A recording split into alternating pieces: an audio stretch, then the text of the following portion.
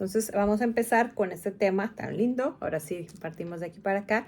Los sueños de José el Soñador y cómo se relaciona esto con el perdón, porque estamos en época de Adviento y es una época para preparar ese pesebre y lo primero que hay que quitar es la basura. Y a veces la basura más grande que tenemos es la falta de perdón que nos hace un corazón que es muy duro. Entonces empieza la hambruna, que fue donde nos quedamos. Bueno, sí, decía que José pudo interpretar el sueño del faraón de las 7 vacas gordas y las 7 vacas flacas, que las 7 vacas gordas eran los 7 años de abundancia en toda la cosecha, y las 7 era que después iba a venir una hambruna. El faraón manda construir tremendos depósitos para guardar y se vienen las 7 años de hambre, pero allí sí había comida. Entonces todo el mundo concluía a buscar comida o morían a buscar comida ya, a comprarla pues. Y entre esos viajan los hermanos de los José. hermanos que habían vendido a José. Comenzaron los 7 años de hambre. En Egipto había alimentos, entonces los 10 hermanos, vamos en Génesis 46, bajaron a Egipto para abastecerse de cereales, pero Jacob no dejó que Benjamín, el hermano de José, fuera con ellos por temor a que le sucediera la desgracia. Es decir, como al padre ya le habían dicho que lo había matado, pues dijo, este pequeñito no creo que vaya. Entonces sobre todo cabe bueno resaltar que los dos hijos, estos últimos, tanto José como Benjamín, era de la esposa que él quería. Entonces por eso también se suscitó tanto la envidia de los hermanos mayores. Porque la sí envidia, había preferencia. Pero no olvidemos cómo van los sentimientos humanos, porque todos se lo queremos culpar al pobre diablo, que de pobre no tiene nada.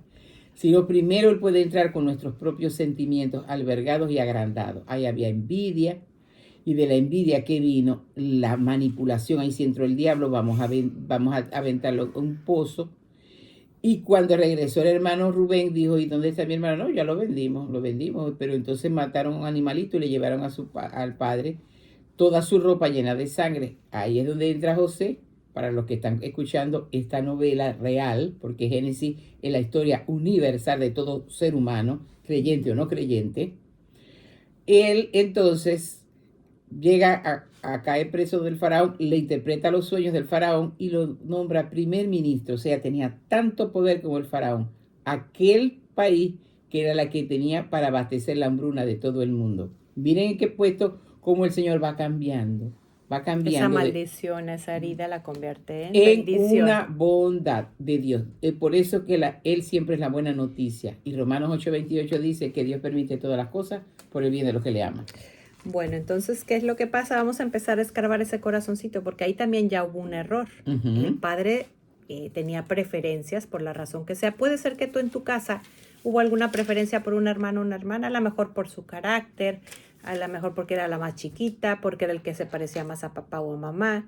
Entonces ahí puede haber una primera herida. Porque estuvo enfermo pequeño. Exacto, y si tú eres papá o mamá, pues empezar por reconocer que no fuiste justo, porque a los hijos hay que tratarlos a todos por igual, amarlos de diferente manera porque cada uno tiene diferentes necesidades, pero exacto, en un equilibrio. Y mucho más malo poner a un hijo en el lugar que ocupa un padre, porque eso ya es un incesto emocional. Sí, señor. Tiene que darse al esposo el primer lugar después de Dios o la esposa, y después los hijos, pero en un rango igualito. Inclusive, aunque sea un hijo nacido fuera del matrimonio, antes del matrimonio, hay que darle su lugar de hijo.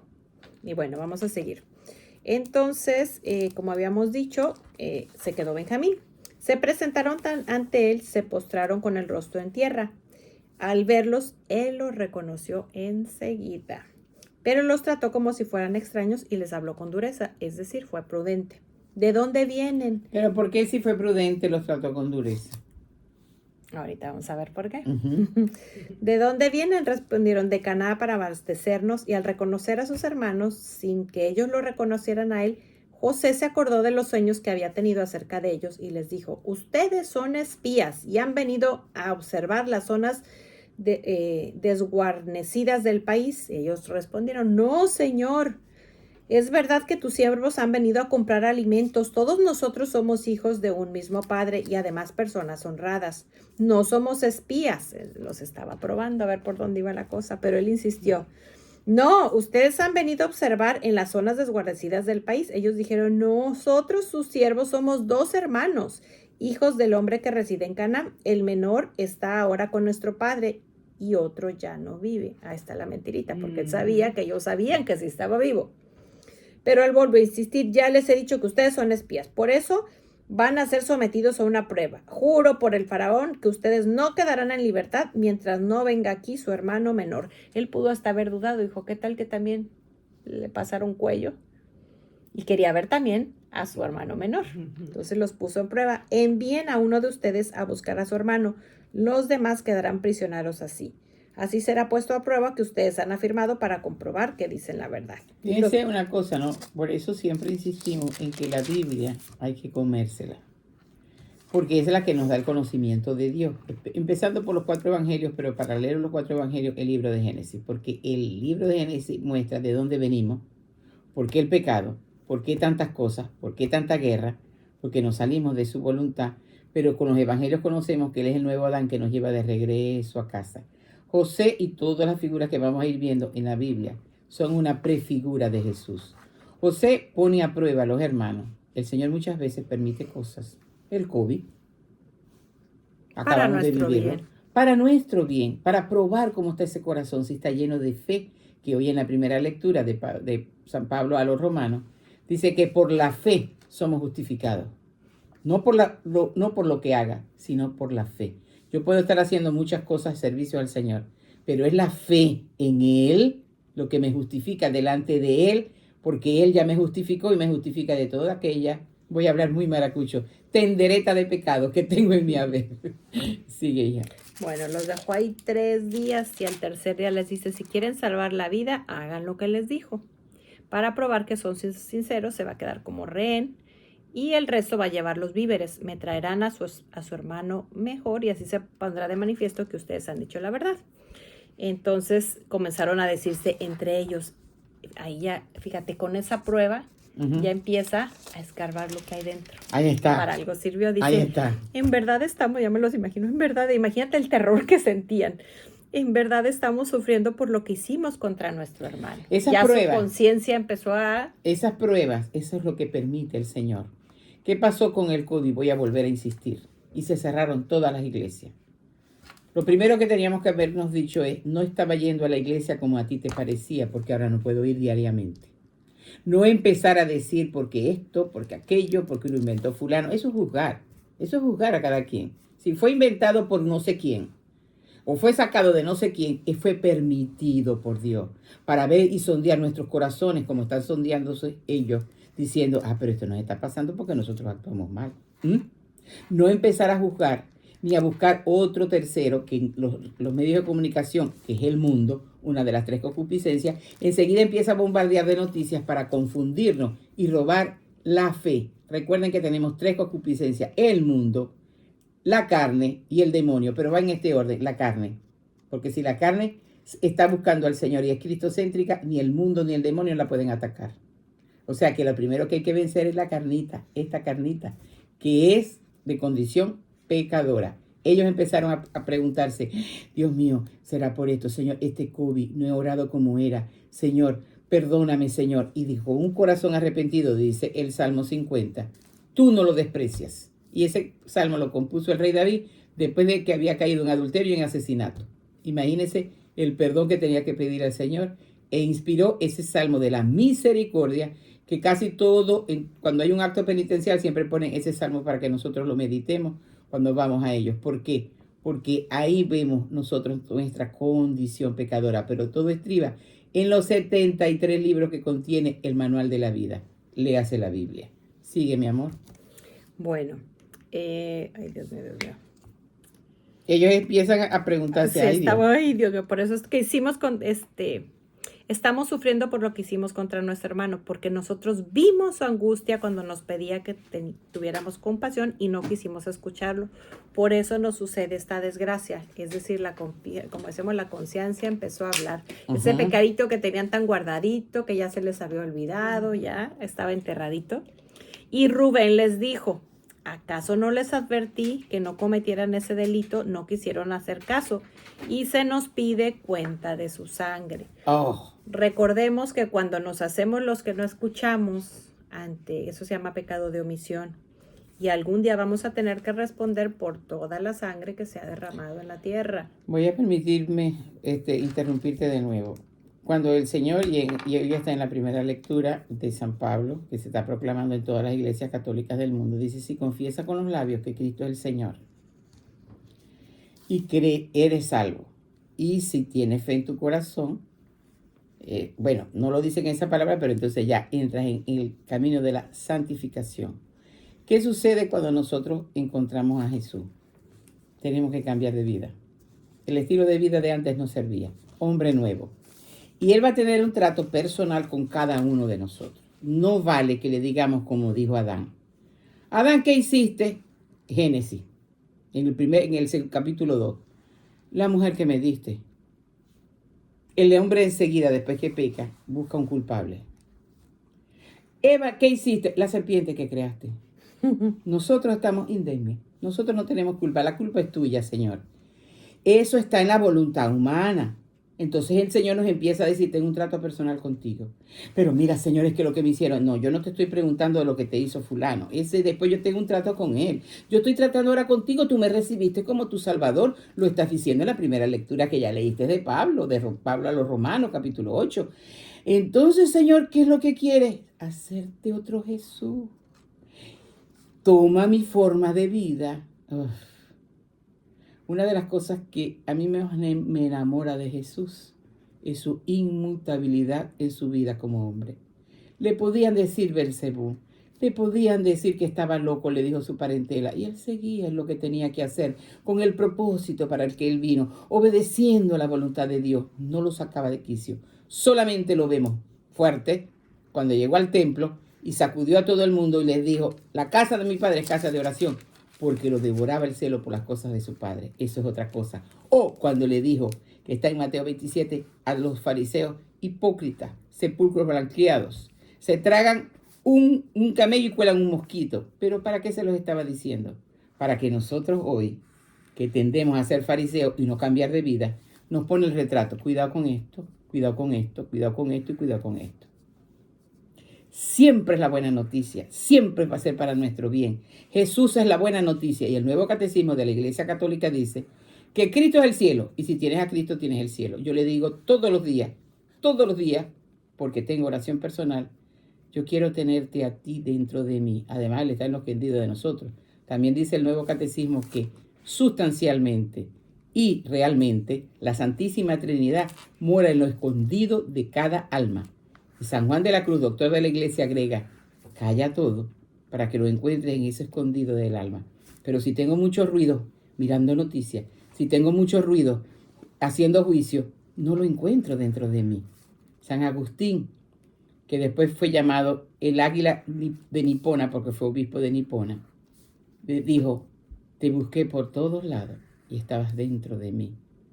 La Iglesia Católica tiene tanta doctrina hermosa, aparte de la palabra, de los sacramentos, María, tradición y doctrina. Estamos completos, pero más se nos exigirá porque estamos completos, ¿verdad?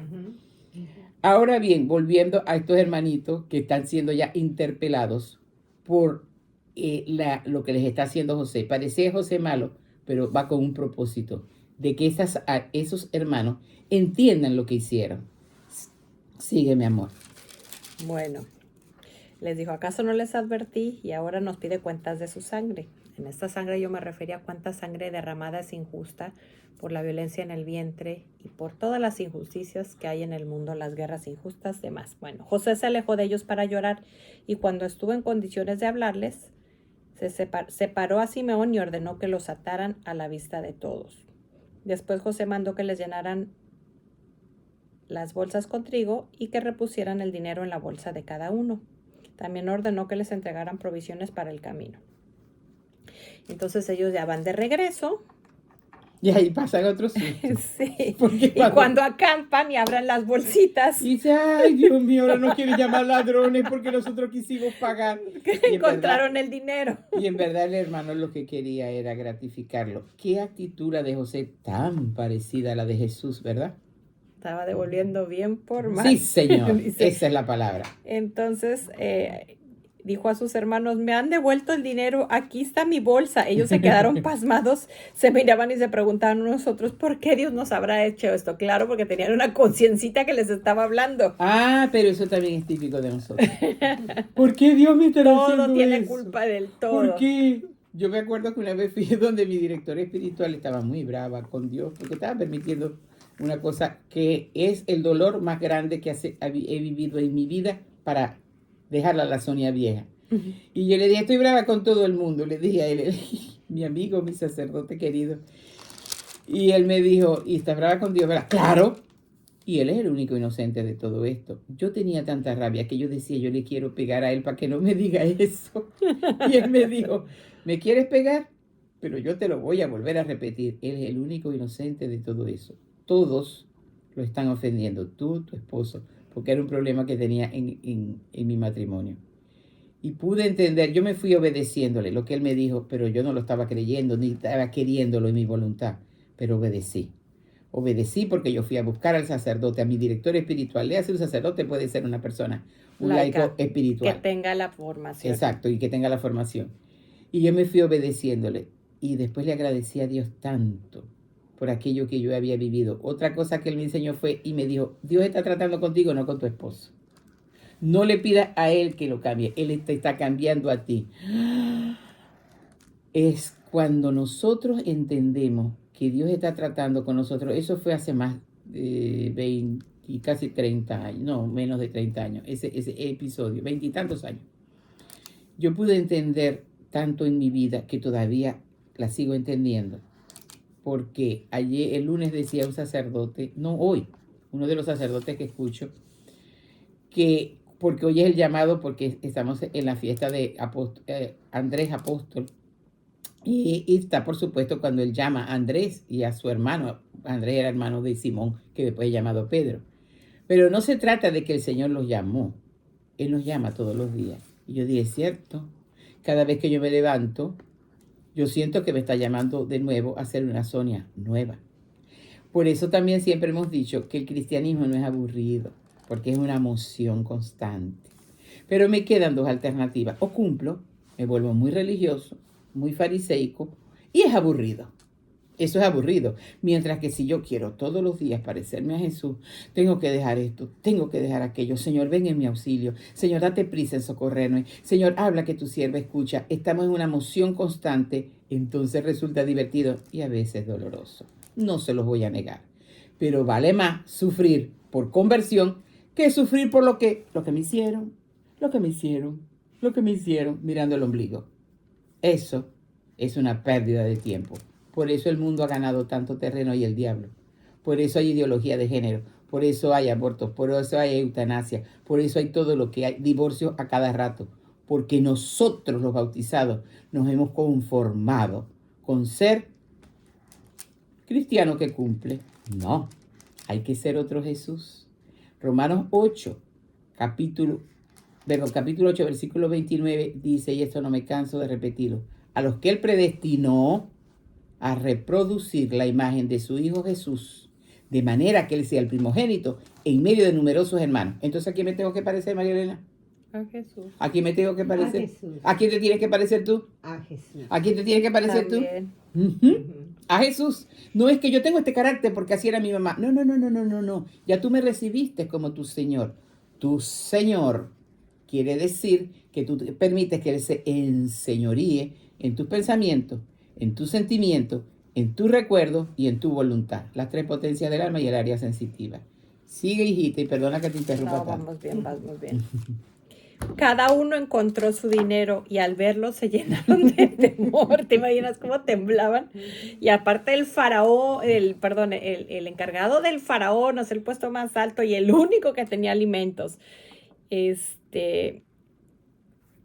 Jacob les dijo, ustedes me van a dejar sin hijos. Primero Ya va, pero es que te fuiste antes de la novela, porque yo entonces al fin con todo y eso, con toda esa refriega, relataron a su padre, bueno, fueron a través de su padre y le dijeron, relataron a su padre, tenemos que llevar a Benjamín. Ahí voy, sí, Ajá. no, espérame.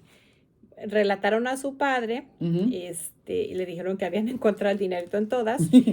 Es que necesito resumir, no puedo leer todo. Claro que no, mi amor. Y entonces les dice su padre, Ahora quieren quitarme a Benjamín. A mí tenían que pasarme todas esas cosas. Pero Rubén le respondió, podrás matar a mis 2 hijos si no te traigo... Espera, podrás matar a mis 2 hijos si no te lo traigo de vuelta. Sí, Rubén le hace el Déjalo. juramento a su padre. Rubén, acuerda que era el que más, un poquito pensaba, un poquito más. Él un poquito menos malo. Sí, Un menos poquito malo. menos Él malito. entonces le dice, mira, te dejo mis 2 hijos de garantía de que yo te llevo a Benjamín, porque acuérdense que la solicitud que le hace José, tráiganme al hermano menor que tienen allá en la casa.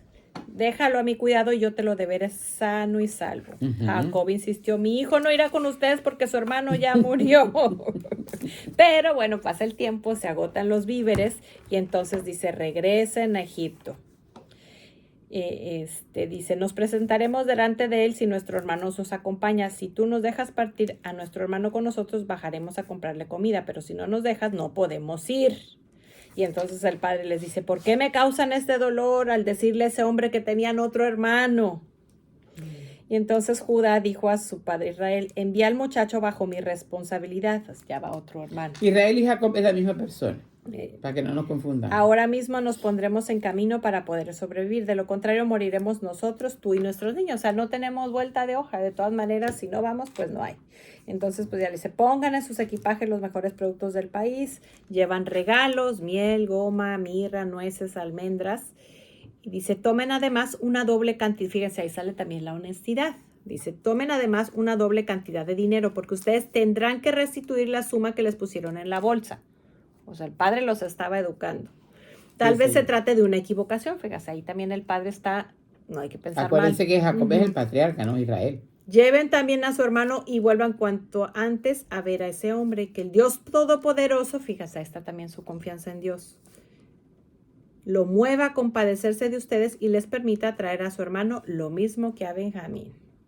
Yo por mi parte tengo que verme privado de mis hijos, estoy dispuesto a soportarlo. Él ya estaba, el padre, pensando en el hambre que iban a pasar todos. Entonces digo, pues prefiero Salió de yo. sí mismo y pensó en los demás. Sí. Y entonces cuando se presentan delante de José, él dice a su mayordomo, lleva a estos hombres a casa, mata un animal y prepáralo porque hoy al mediodía comerán conmigo. Eso me recuerda a la parábola del hijo pródigo. Sí, señor. Todo es una prefigura, por eso siempre Sí. mi consejo es, y así lo he hecho yo, meditar los 4 evangelios y el libro de Génesis y después todos los demás, porque ahí sí vamos entendiendo cuando viene el libro de Reyes o el libro de Crónicas, Dios mío, qué cruento, y pasarán a cuchillo y hacían todo esto. Pero es eso que los tiene hombres su porqué. somos salvajes. Bueno, Sí. Entonces ya ellos empiezan a explicar. Dice, abrimos nuestras bolsas y el dinero de cada uno estaba junto a la abertura de la bolsa. Hemos traído el dinero para adquirir nuevas provisiones. No sabemos quién puso el dinero, pero le respondió, quédense tranquilos, no teman, su Dios, que es el Padre, les puso este dinero en las bolsas. Entonces cuando José entra en la casa, le presentaron los regalos que traía. José los saludó y les dijo, entonces ya va por el papá. El anciano padre de que me hablaron, ¿vive todavía? ¿Cómo está? Nuestro padre, tu siervo, vive todavía, goza de buena salud. Al levantar los ojos, José vio a Benjamín, el hijo de su misma madre, y le preguntó, Exacto. ¿este es el hermano menor del que me habían hablado? Y añadió, que Dios te favorezca, hijo mío. Le dio una bendición. José salió precipitadamente porque se conmovió a la vista de sus hermanos y no podía contener las lágrimas. Estaba en su corazón su gusto de haber visto a su hermano. O sea, él ni siquiera se estaba acordando que los hermanos lo habían vendido. Él sintió compasión. Se metió a llorar. Es una prefigura de Jesús. Voy a entrar un momentico antes que continúe con el tiempo de Adviento para que llevar esto de allá. Decía acá. Sacerdote que oímos la charla, que vino como misionero. Decía él, en el camino a Belén. No, lo primero es que él dice, bueno, también eso es determinante, ¿no? Que José, como era un hombre de corazón puro, porque así lo describe la Biblia, no José el soñador, José el padre putativo o adoptivo de Jesús, rompió la ley por amor. La ley de Moisés decía que la mujer que había sido infiel, y por ende María para los ojos de José había sido infiel, porque no habían tenido contacto y ella estaba embarazada. Entonces él, como era de buen corazón, la iba a repudiar en lo secreto. Estoy haciendo pura cita bíblica que está en Lucas, capítulo 2, creo. Entonces, él en sueños, como a José, el otro José soñador, el ángel le dice, no repudies a tu mujer, que ella no repudies a María, porque lo que está esperando es por obra y gracia del Espíritu Santo. José la lleva consigo, la toma consigo como su esposa, obedeciendo al querer de Dios. Ahí está la prefigura de todo lo que estamos viviendo ya, porque ya estamos en la economía de la gracia. Por eso comenzamos como los evangelios y después vamos entendiendo cada palabra, especialmente Génesis. Para mí es un libro muy bello, aunque la de los profetas también. Entonces decía este sacerdote que José rompió la ley por amor, porque la ley de Moisés le decía que él podía hacerlo. Pero él, como era un hombre de corazón puro, no actuó como aquellos y los de hoy también bien machistas. A mí no me da nadie eso. Esa mujer yo la voy a sacar de la casa, esa mujer yo le voy a hacer cualquier cosa, sino que, bueno, lo voy a hacer lo que dice la ley, pero en silencio. Entonces Dios le habló en sueños, como a José, y le dice que no la repudie. Y cuando van camino a Belén, que no era porque era el tiempo del empadronamiento, y ellos tenían que empadronarse porque José era descendiente de David, para que se cumpliera la profecía que del profeta, el Mesías, nacería de la descendencia de David. Entonces su padre adoptivo venía de allí, se cumplen todas las profecías en Jesús. Pero hay una cosa determinante que dijo este sacerdote y dice, María y José no se tenían, sino el uno al otro. Y la promesa. En cada familia hay una promesa. En cada familia hay una promesa. Ahí está en la familia del patriarca Jacob, después que el Señor le cambió el nombre a Israel. Había la promesa. Por eso se mantiene la promesa, porque Dios es quien hace la promesa. Y había una promesa. Y en cada familia hay una promesa. Tenemos que ser, agregó el sacerdote, que ser purificados para obtener el poder de Dios. Tenemos que ser purificados para obtener el poder de Dios. Sigamos aquí para que veamos la actitud de José. ¿Qué prefigura de José, de Jesús, de José el soñador? Okay. Voy a leer un pedacito pequeño. Voy a parar antes de la última prueba de José a sus hermanos, que es el capítulo 44, para ir al perdón, que es donde tenemos que empezar a ese pesebre. Dice, sirvieron en mesas separadas a José y sus hermanos y a los egipcios que comían con él, porque los egipcios no pueden comer con los hebreos. Es una abominación para ellos. Cuando se sentaron frente a José por orden de edad de mayor a menor, sus hermanos se miraron con asombro unos a otros. Él les hizo servir de su misma mesa, y la porción de Benjamín era 5 veces mayor que la de los demás. Eso yo no sé por qué la porción de Benjamín es mayor. ¿Perdón? Cuando le sirvió, la porción de Benjamín era 5 veces mayor que la de los porque demás. era su hermano favorito. Ahí va favoritismo, lógico, no hay otra explicación. No, a lo mejor tiene, bueno, no sé. Bueno, ahora voy a aterrizar esto en nuestro corazón. Voy a leer una reflexión. Un hijo implica muchas renuncias, mucho más para una madre soltera, y porque es abandonada por aquel que con ella dio vida. Y de cuánto amor se va a perder este caballero que huye al huir de su paternidad. ¿Cuántas veces también sucede que al verse ellas solas se llenan de miedo y le privan a esta criatura inocente su derecho a nacer? El embarazo, el parto, la lactancia, las enfermedades, los desvelos, el llevarlos a la escuela, ser su Uber, chofer, el trabajar para mantenerlos, los berrinches, la adolescencia, las faltas de respeto, los problemas, las heridas, la falta de perdón, las consecuencias de malas decisiones propias y de nuestros hijos, las enfermedades, las partidas. Y les aseguro que cuando me puse a leer esto, la mayoría pensamos, cuando somos madres, cómo nos han sido... nos han costado esos hijos. Pero aquí viene una reflexión muy, muy importante. Y no solo hemos hecho todo eso por nuestros hijos. Frecuentemente olvidamos que todo eso lo hicieron también nuestros padres por nosotros. Olvidamos también, no sé si es un hecho venezolano, pero nosotros mexicanos decimos, fuimos canela fina y muy fina. Sí, también allá se dice. Bueno, llega la etapa en que nuestros padres comienzan a enfermarse. a perder sus capacidades, se hacen dependientes de sus hijos, de nosotros. En cierta forma, ahora ellos están indefensos en nuestras manos, en nuestros brazos. Llega el momento de devolverles un poco o mucho, y esto depende de nuestra capacidad de amar. Ellos, como todo ser humano, amaron de la manera en que mejor pudieron. Como todo ser humano, traían sus propias heridas y también tomaron malas decisiones. Es también el momento en que nuestros hijos aprenden en silencio la forma en que queremos ser tratados cuando los papeles se invierten. Oh, cuando uno está joven se le olvida que se va a poner, no piensa que se va a poner viejo. Exacto. Bueno, yo lo digo porque yo estoy grande. Es momento de reconocer que también repetimos algunos de sus errores, aquello que tanto nos dolió, señor. que juramos nunca hacer, que criticamos y que al querer evitarlo, muchas veces terminamos lastimando al hacer lo mismo solo de manera opuesta.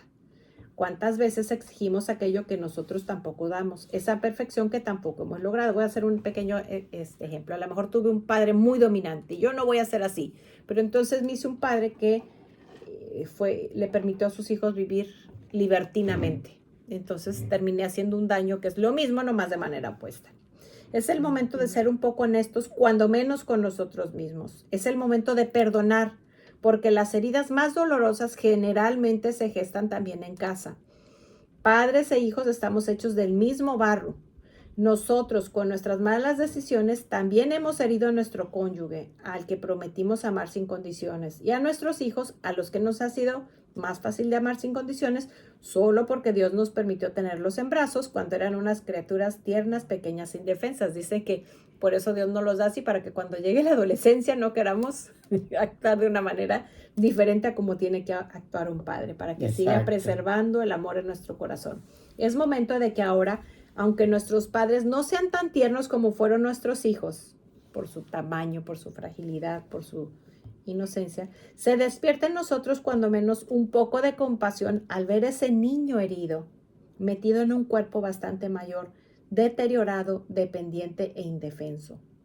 Y es que Dios no se cansa de prestarnos tal vez la última de las oportunidades para perdonar, para sanar, para que cuando llegue su momento puedan regresar a Él y descansar en paz, para que vivamos en paz, para que les ayudemos a vivir sus últimos días en paz. Es momento de demostrar que hemos madurado, de devolver un amor maduro, de enseñarles aquello poco que les faltó de aprender, pero no con quejas y regaños, sino con amor y con paciencia, en silencio y con el ejemplo.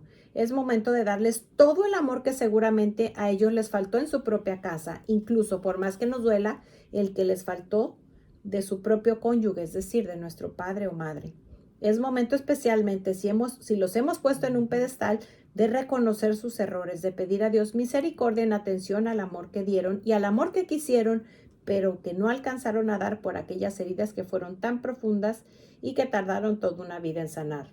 El médico, que es Dios, ha confiado en nuestras manos a sus hijos, y sus canas debieran recordarnos que debemos usar el algodón de la ternura para vaciar en él unas gotitas de agua oxigenada, porque la mayoría de nosotros sabemos lo que es el martiolate y la mayoría de nosotros ya mejor utilizamos agua oxigenada para desinfectar sus heridas, curitas para que cierren las heridas que piden a gritos amor, perdón, la misericordia que solo puede ser administrada en manos de sus hijos. Nuestro Padre quiere evitarnos el terminar llenando de lágrimas y flores tumbas, el intentar cubrir la culpa de no haberlo hecho en vida. Quiere evitarles a ellos también el permanecer en la sala de espera antes de llegar a su presencia. Por los frutos se conoce el árbol, y basta con observar las familias de las que provienen ambos para ver entre líneas cuántas heridas y malas decisiones debieron haber habido en casa de papá y mamá. Y aún así, con las pocas herramientas que pudieron tener, tal vez que entre todos sus hermanos pueden ser o son de los que mejor lo lograron. Amar al cónyuge, los hijos, los padres, los hermanos, la familia adoptada en el altar, los amigos, las suegras, los cuñados, a pesar de sus heridas y sus malas decisiones, es una decisión que a veces duele. Pienso en aquella frase de la Santa Madre Teresa de Calcuta: amar hasta que duela. Observo el silencio de la Virgen María, que tanto me falta, y aquella otra de Jesús que dio en silencio. Amar al que menos merece porque es el que más lo necesita. En vida, hermano, que el reloj corre y no para, y no sabemos cuántos minutos le quedan. Y providencialmente me llegó un un video Ujú. muy reflexivo que dice, ¿y si esta fuera tu última Navidad? Eso es correcto. O yo la lo vi. última Navidad de tu esposo, de tus hijos, de tus papás, de tus hermanos, de tu cuñado, de aquella persona que detestas. Es ¿Cómo que la realmente vivirías? tenemos que vivir como si fuera el último día. Por eso a mí no me asusta la parucía, porque para mí la parucía, la segunda venida del Señor, es cada vez que yo me levanto, porque puede ser que hoy me pida mi vida. Lo dice en la palabra, necio, hoy mismo pediré tu vida. Volviendo, metiendo todo esto en el tiempo que estamos viviendo, que es Adviento, que nuestra Santa Madre Iglesia nos lo propone para convertirnos y que el niño nazca. Voy a seguir con esto. El nacimiento de Jesús, que es lo que vamos a celebrar su cumpleaños, tiene un valor material y tiene un valor espiritual. ¿Por qué? Porque Él redimió a toda la creación. Y nace como cualquiera, como tú y como yo, 9 meses de vida fetal, porque desde allí se sufren heridas. Y desde allí hay que empezar a perdonar. Desde allí empezamos a perdonarnos a nosotros mismos por situaciones que ni entendemos, porque estamos reaccionando así, porque a lo mejor recibimos un rechazo, a lo mejor nacimos escondidos por allá porque éramos de la madre que salió embarazada de un hombre casado. Estoy hablando de gente de porque ahora no le paran mucho a eso, menos mal.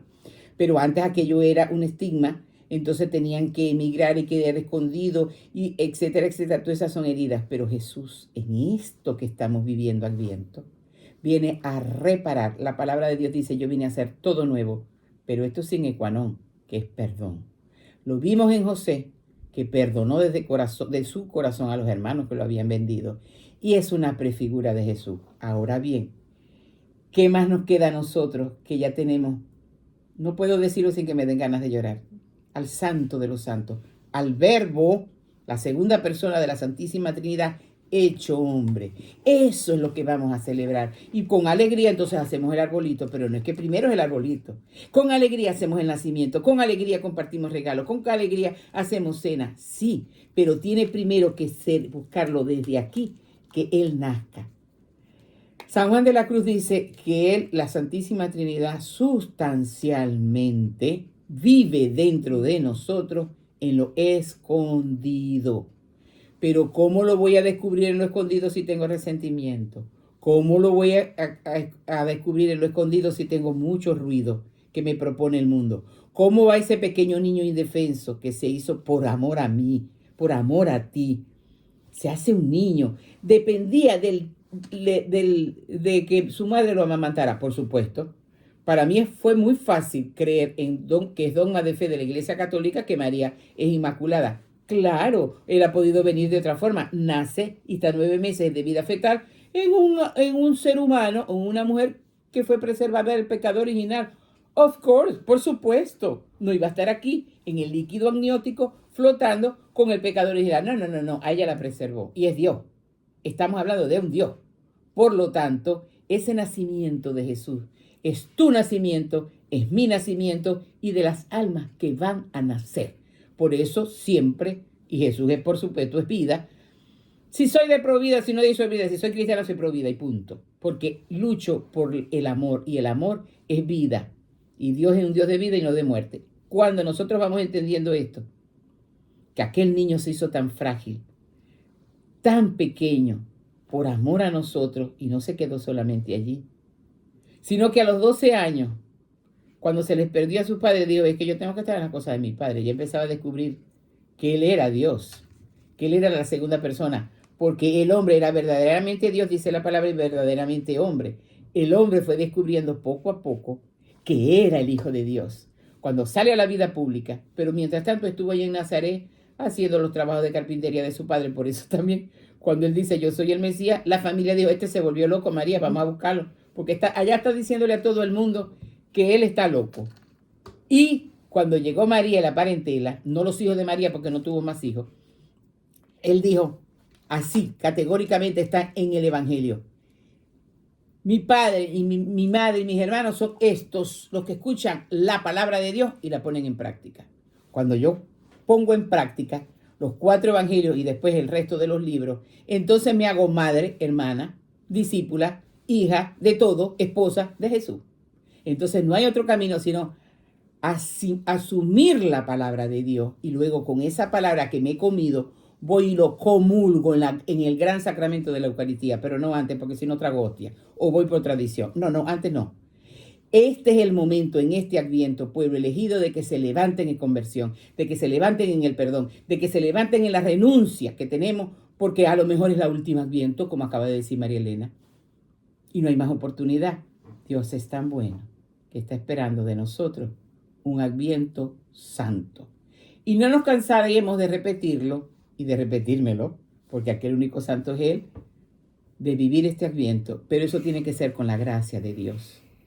Sin la gracia de Dios, todo lo que hagamos es en vano, porque San Pablo dice en Romanos 8 que la voluntad, la carne, ni siquiera puede responder al querer de Dios. Los que se guían por el Espíritu de Dios, esos son los hijos de Dios. Este sacerdote también nos dio, no sé si me da tiempo, de decir que buscáramos en internet las 10 bienaventuranzas de Santo Tomás Moro. Y voy a leerle algunas. La primera que dice es: bienaventurados los que se saben reír de sí mismos, porque tendrán diversión para rato. Pero usted sabe lo que eso significa. Yo no voy a hacer esto porque pierdo mi prestigio. No, si parecemos locos de Cristo, si parecemos locos por Cristo, eso está bien. Nos reímos de nosotros mismos. Bienaventurados los que saben distinguir una montaña de una piedra, porque se evitarán muchos inconvenientes. No tengo tiempo para explicarlo. Bienaventurados los que saben descansar y dormir sin buscar excusas, lograrán ser sabios. Yo no puedo dormir. No, yo sí duermo tranquila. Jesús vela mi sueño. Ajá. Bienaventurados los que saben escuchar y callar, aprenderán cosas nuevas. Pero ¿a quién primero le callamos y escuchamos? A Él. En la palabra bien temprano, escuchamos. ¿Qué nos propone la Santa Madre Iglesia en su sabia liturgia? ¿Qué evangelio viene hoy? Que se está proclamando en todas partes. Yo lo asumo, yo me lo chupo, yo lo como y después Él se encarga de hacerlo todo lo demás. Bienaventurados los que son suficientemente inteligentes como para no tomarse en serio, serán apreciados por quienes los rodean. Esto es importante. Bienaventurados los que son suficientemente inteligentes como para no tomarse en serio, serán apreciados por quienes los rodean. Hay un momento en que uno tiene que decir: todo lo que hago bueno es de parte de Dios y lo que hago malo corre por cuenta propia. Bienaventurados los que piensan antes de actuar y rezan antes de pensar. Evitarán muchas tonterías. Bienaventurados los que saben reconocer a Dios en todos los hombres. Habrán encontrado la verdadera luz y la auténtica sabiduría. No los leí todo, pero ustedes métanse por poco y busquen las bienaventuranzas de Santo Tomás Moro. Y ahí les van a aparecer, ya yo las tengo bien copiaditas allá en el frente y me las leo todos los días, porque cada cosa que aprendo del Señor la asimilo y la hago vida, porque quiero ser santa. Con el próximo programa podemos leerlas completas o las que faltaron. Vamos a cerrar con una pregunta. ¿Qué hubiera pasado si el padre no suelta a ese hijo? ¿Sigue con ese apego? Toda la población hubiera sufrido hambre, muerte. ¿Y qué hubiera pasado si José no hubiera perdonado? No hubiera perdonado. Vamos a ponerlo en primera persona. ¿Qué pasa si yo no perdono? ¿Qué pasa si yo no suelto ese apego? Y bueno, cerramos con una oración. Te damos gracias, Señor, por este tiempo de Adviento que nos propone la Iglesia para convertirnos. Te suplicamos, Señor, que derrames tu gracias santificantes sobre todas las personas que han escuchado este programa, sobre todas las personas que escuchan homilía de los sacerdotes bien ungidas, sobre todo Radio María, sobre cada uno de nuestros hogares para hacernos santos. Gracias, Padre, gracias, Hijo y gracias, Espíritu Santo. No nos despedimos sin antes invitarnos a la cena aniversario de Radio María. Este sábado es deliciosa. Este sábado es deliciosa, cuesta una suma irrisoria y la vamos a pasar en grande. Así que ahí nos vemos. Y nos vemos la próxima semana.